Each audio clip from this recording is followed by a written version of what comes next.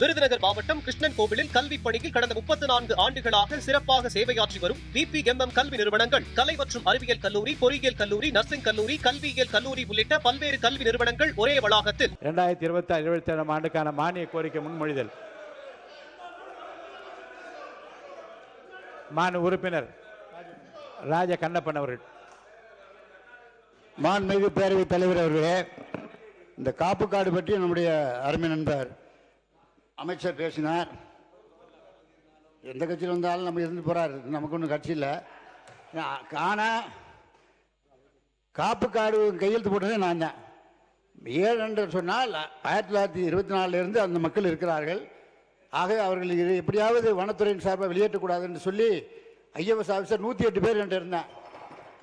IAS IPS தலைவர் பார்த்தாரு, முத்துவேல், கருணாநிதி, ஸ்டாலின், நான் போட்ட கையெழுத்து ஆதரவு கேட்டு அவர் கையெழுத்திட்டார். ஆக அப்புறம் திமுகவில் என்ன இருக்கு? நீங்க போய் சுப்ரீம் கோர்ட்ல 29/5 என்ன பண்ணீங்க? You have to inform the supreme court. அதுதான் தாவேக அரசு செய்யணும். நாங்க செஞ்சிருக்கோம். காப்பு கார்டு உரிமையை நீங்க மீறி அப்படி சொல்லணுமா இல்லையா? ஆகவே நம்முடைய அமைச்சர் பேசுங்க. நான் பதில் சொல்ல தயாராக.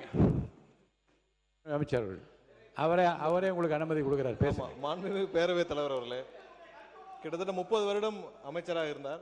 30 வருடம் அதிகாரத்திலும் இருந்திருக்கிறார். அவருக்கு இன்னமும் அரசியல சட்டம்ல எப்படி நடக்குதுன்னு தெரியல.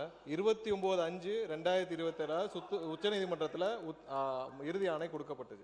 அப்ப எத்தனை இறுதி தீர்ப்பு, எத்தனை வருஷம் அந்த கேஸ் நடந்திருக்குன்னு பாருங்க. அது தனியாக ஒரு குழு அமைத்து அந்த குழுவும் 8 மாசம் தமிழகம் முழுவதும் ஆய்வு செய்திருக்கிறார்கள்.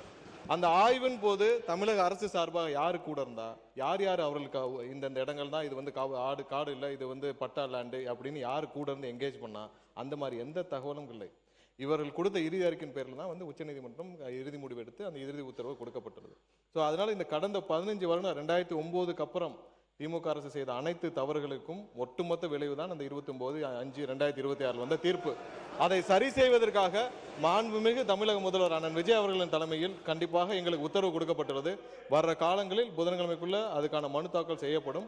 அது முடிந்த பிறகு என்ன மாதிரியான நிலைமையை, அங்கு உள்ள பகுதி மக்களின் நிலைமை, எதனால் இவர்கள் வந்து பூர்வக்குடிகள் என்னெல்லாம் அனைத்தையும் ஆராய்ந்து ஒரு இறுதி முடிவுக்கு வழக்கறிஞர்களுடன் ஆராய்ந்து வருகிறோம். கண்டிப்பாக மக்களை பாதுகாக்கும் ஒரே குறிக்கோளுடன் முதல்வரின் உத்தரவு பேரில் செயல்பட்டு வருகிறோம்.